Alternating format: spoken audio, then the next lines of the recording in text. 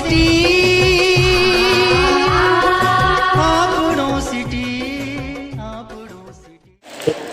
नागौर जिले के मेहता सिटी में जिला विधिक सेवा प्राधिकरण मेहता एवं जेके व्हाइट सीमेंट वर्क्स गोटन के संयुक्त तत्वावधान में राजकीय बालिका उच्च माध्यमिक विद्यालय मेहता की बालिकाओं की आंतरिक स्वच्छता के लिए एक सैनिटरी पैड वेल्डिंग मशीन विद्यालय में बच्चों के लिए उपलब्ध कराई गई है।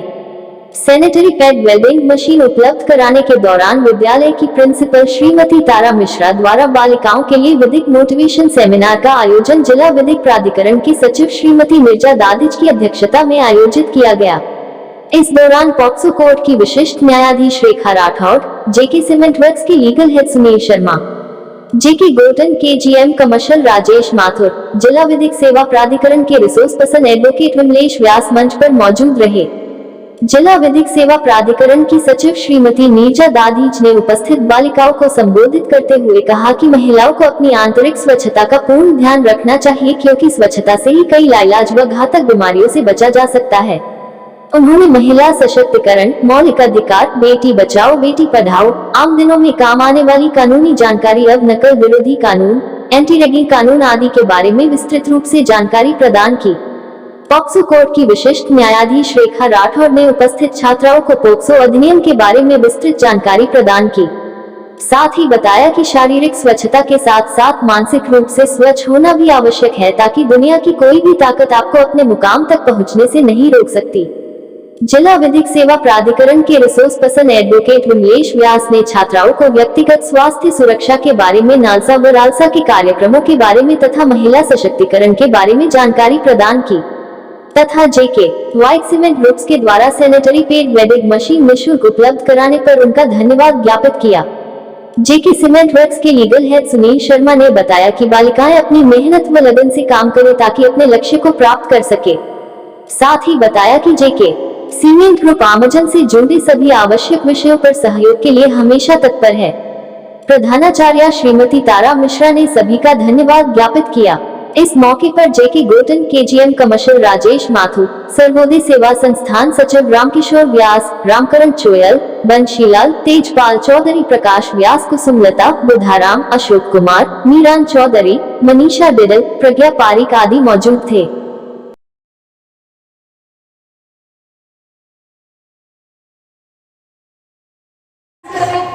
उन्होंने बताया था कि अपने लक्ष्य को प्राप्त करना तो अपने विचारों को केंद्रित करना होगा। तो हम अपने विचारों को कैसे केंद्रित करें, अपने विचारों को कैसे अपने कंट्रोल में कर सकते हैं, के लिए इस बालिका का बहुत बहुत स्वागत करते हैं। साहस के लिए बहुत धन्यवाद देती हूँ, क्योंकि हमारे हिंदुस्तान में प्रश्न पूछने की जो प्रक्रिया है उसको हमेशा ही हतोत्साहित किया जाता है। और जो बाहर के लोग हैं, जो विदेशी लोग हैं, वहाँ रिसर्च इसीलिए ज़्यादा फरकता है, ज़्यादा होता है कि वो प्रश्न पूछने को करेक्ट करते हैं, इंकरेज करते हैं कि वो प्रश्न पूछें। तो सबसे पहले तो ये धन्यवाद की बात है। दूसरा इसका प्रश्न है, अब ये प्रश्न ऐसा है कि विचारों को कंट्रोल कैसे करें। तो बड़े बड़े जो साधु सन्यासी हैं उनका जीवन निकल जाता है। तो ये बहुत ही मुश्किल काम है, लेकिन धीरे धीरे अगर हम अपनी प्रैक्टिस करें, आपको कुछ नहीं करना है। एक बार आप शांति से सुबह सुबह जैसे आप उठे, आप चुपचाप अपने कमरे में बैठे और अपनी सांसों को केंद्रित करें। ये एक बहुत लंबी प्रैक्टिस है। आप सोचें कि आप 4 दिन प्रैक्टिस करेंगे आपके विचार कंट्रोल हो जाएंगे, ऐसा नहीं होगा। आपको धीरे धीरे तो आपको अपनी ये जो सांस प्रक्रिया है इसको देखना है। आपको ये सोचना है कि मेरे को सांस आ रही है, तो आप अपने नाक के टिप पर इसको देखें कि मुझे सांस आ रही है, और उसके बाद जाती हुई सांस को देखें। बस केवल एक ही एक्सरसाइज आपको महीनों करनी है। आप धीरे धीरे देखेंगे 15 दिन बाद, 1 महीने बाद कि न केवल आपका मन शांत रहने लग गया है, बल्कि आपका मजबूत भी होने लग गया है। देखिए आजकल 2 चल रहे हैं क्वेश्चन, एक कहते हैं इंटेलिजेंस क्वेश्चन और दूसरा इमोशनल। आजकल हमारी जो लाइफ है वो इमोशन ड्रिवन हो गई है, यानी हम भावनाओं में, जैसे ही हमको गुस्सा आया हम तुरंत एक्सप्रेस करेंगे। ठीक है, घर में किसी ने कह दिया तो हम तुरंत रिएक्ट करने लग जाते हैं। अगर हम पढ़ाई में फेल हो गए तो हम आत्महत्या करने लग जाते हैं। अगर हम प्यार में फेल हो गए तो भी आत्महत्या करने लग जाते हैं। तो इन सबका उपाय, इसका मतलब ये है कि हमारी जो लाइफ है हम इमोशंस से मतलब चल रहे हैं। 15 साल की उम्र से इंसान में इमोशंस लहराने शुरू हो जाते हैं, क्योंकि उसके शरीर में ऐसे हार्मोन बनने लग जाते हैं जो इमोशंस की तरफ उसको धकेलते हैं। और 40-45 साल तक ये जीवन रहता है इमोशंस वाला। फिर धीरे धीरे व्यक्ति की समझ बढ़ने लग जाती है। इसलिए कहते हैं ना, जब व्यक्ति की उम्र बढ़ती है तो समझ बढ़ गई। उसका कारण है हार्मोनल दबाव शरीर में कम हो गया तो आपकी समझ बढ़नी शुरू हो जाती है। तो ये जो 20-22 साल है, ये आपके शरीर के बदलाव के अनुसार आपके बॉडी में इमोशंस डेवलप होते हैं। अगर आपने इनको कंट्रोल कर दिया तो जीवन बड़ा अच्छा चलेगा। तो इसका शुरू का हुआ यही है, बाद में धीरे धीरे आप खुद इसको डेवलप कर लेंगे। आप केवल सांस पर अपना ध्यान देंगे, आपकी मानसिक शांति आपको मिलेगी। अब आप बच्चे, आपको क्या हमें मानसिक शांति की कहाँ जरूरत, लेकिन आपको अपनी मेमोरी बढ़ानी है। ये सारे उपाय हैं। आपको अगर आपकी मेमोरी बढ़ानी है, मेरे को याद है, छोटा सा एग्जाम्पल देती हूँ कि मान लो जब हम पढ़ते थे और घर में मम्मी पापा की थोड़ी सी लड़ाई हो गई तो क्या होता था, या हमको बहुत ज्यादा कुछ चीज मिली तो एक्साइटमेंट आता था, खुश कि भाई ये चीज तो आज हमको मिली। या कई बार दुख होता था किसी बात को लेकर, दोस्त में आपस में दोस्तों में लड़ाई हुई तो मेरी फ्रेंड, मान लो किसी की फ्रेंड रुक जाती है तो अगले दिन पूरा दिन खराब हो गया कि आज तो जो है उसको मनाना है, उसको नाराज हो गई। तो ये इन चीजों को हम कैसे काबू कर सकते हैं, इस एक एक्सरसाइज से धीरे धीरे आपका माइंड शांत होगा, आपकी मेमोरी बढ़ेगी। तो मैं पॉइंट बीच में दूसरी तरफ डाइवर्ट हो गया। मैं बता रही थी कि घर में मान लो ऐसी कोई परिस्थिति होगी, मैं उसको अभी बता रही हूँ जब मैं पढ़ती थी। तो अब किताब पढ़ रहे हैं, किताब में अक्षर दिखाई नहीं दे रहे हैं, किताब तो सामने है लेकिन अक्षर दिखाई नहीं दे रहे। होता है ना ऐसा? वो उसका कारण क्या है हमको उस वक्त समझ में नहीं आया था, मुझे आज मुझे समझ में आ रहा है। उसका कारण है आपके विचार कंट्रोल नहीं है। आपका माइंड जो है वो हमारी इच्छा के अनुसार नहीं चलता। तो मेमोरी भी कमजोर है। मेमोरी इसलिए कमजोर है कि दिमाग में माइंड ठहर ही नहीं पाता। किताब का पन्ना पलटते हैं, माइंड पता नहीं कहाँ चला जाता है, कहाँ उड़ने शुरू हो जाता है, किसी पिक्चर में चला जाएगा, किसी फ्रेंड में चला जाएगा। ये सब कारण यही है, मूल इसका यही कारण है कि हमारा माइंड स्थिर नहीं है। तो ये एक्सरसाइज आप लोग करिए, सांस को देखिए, आ रही है, जा रही है, इसको लगातार आप बस ज्यादा नहीं हो रहा, 1 मिनट से शुरू कर लीजिए। 1 मिनट से करेंगे, 2 मिनट, धीरे धीरे अगर 5 मिनट तक आप ये एक्सरसाइज करेंगे, आपकी मेमोरी बढ़ेगी, आपका कंसंट्रेशन बढ़ेगा। और ये जो प्रॉब्लम हमको आती है किताब पढ़ने में, जब माइंड स्टेबल नहीं होगा, हम झाड़ू लगा सकते हैं घर में लेकिन किताब नहीं पढ़ सकते। तो ये सारी चीजें आपको धीरे धीरे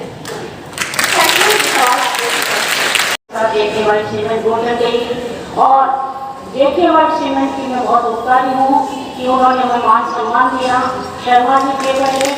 और मैंने उनको फिनांस प्रॉब्लम बताई छात्राओं की। उन्होंने कहा मैडम मैं आश्वस्त करता हूँ कि हालांकि मेरे हमारे क्षेत्र में नहीं आ रहा है, लेकिन फिर भी छात्राओं का मामला है और मेरे भी बेटियाँ हैं। उन्होंने ये बताया था कि तो उन्हें बच्चियाँ जहाँ हैं उनका मैं बहुत बच्चियों के प्रति मैं बहुत ही वैसा हो जाता हूँ, तो मैं हर संभव मदद करूँगा। 3-4 बार हमारे प्रयास के फलस्वरूप हमारी मेहनत रंग लाई और इनके सहयोग से आज लोग 10-10, 11-11 लाख के मकान बना लेते हैं।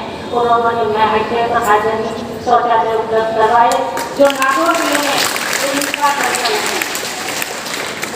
और विधिक सेवा प्राधिकरण और हम ये भी कुछ नसीब है, विधिक क्लब अपने स्कूल में स्थापित हैं और समय समय पर जो भी हमें ये इनका सहयोग मिलता रहता है। ये समय समय पर सेमिनार वगैरह करवाते हैं, इनका मार्गदर्शन मिलता है।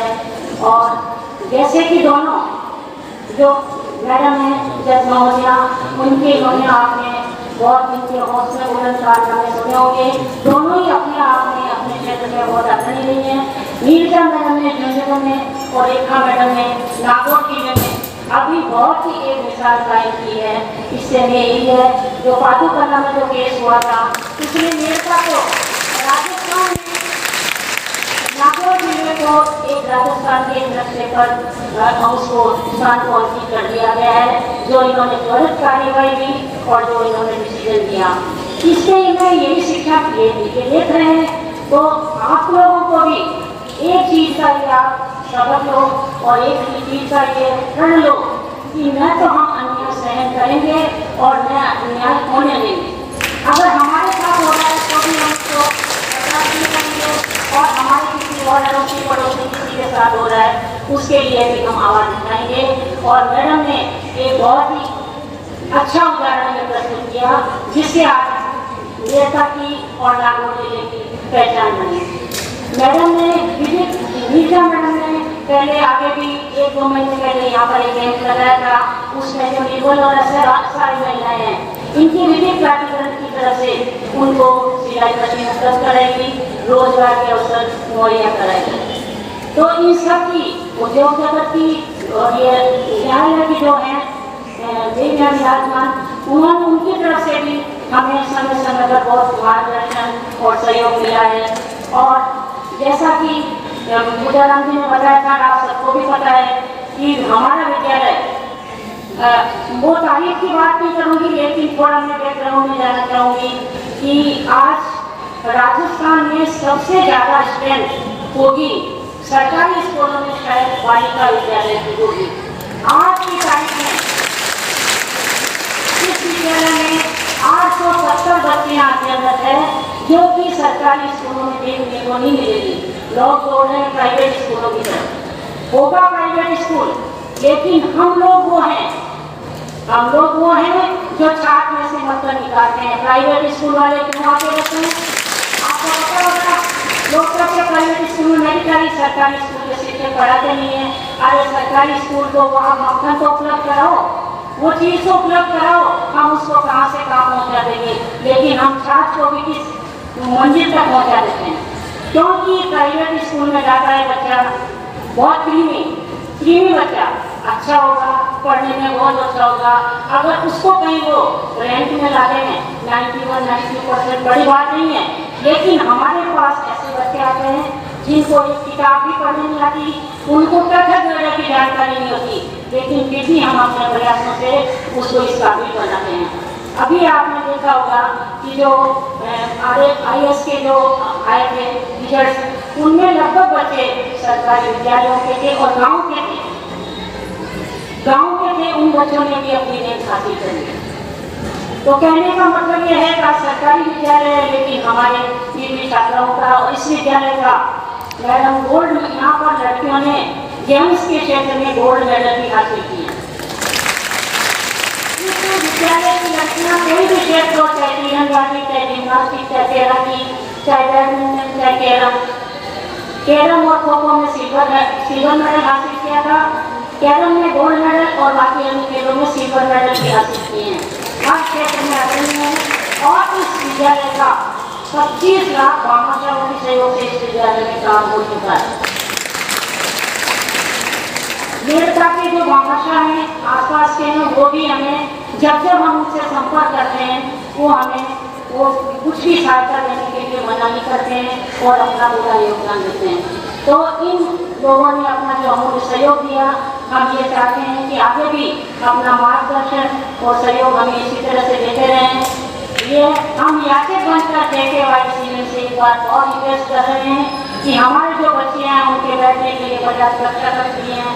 अगर आपका कुछ सहयोग मिल जाए, कुछ आश्वासन हमें मिल जाए, अगर आपके क्षेत्र का अगर यात्रा होने का एक कक्षा कक्ष की हमें उपलब्धि मिल जाए, तो हम आपके बहुत आभारी रहेंगे, बहुत आपके लिए रहेंगे।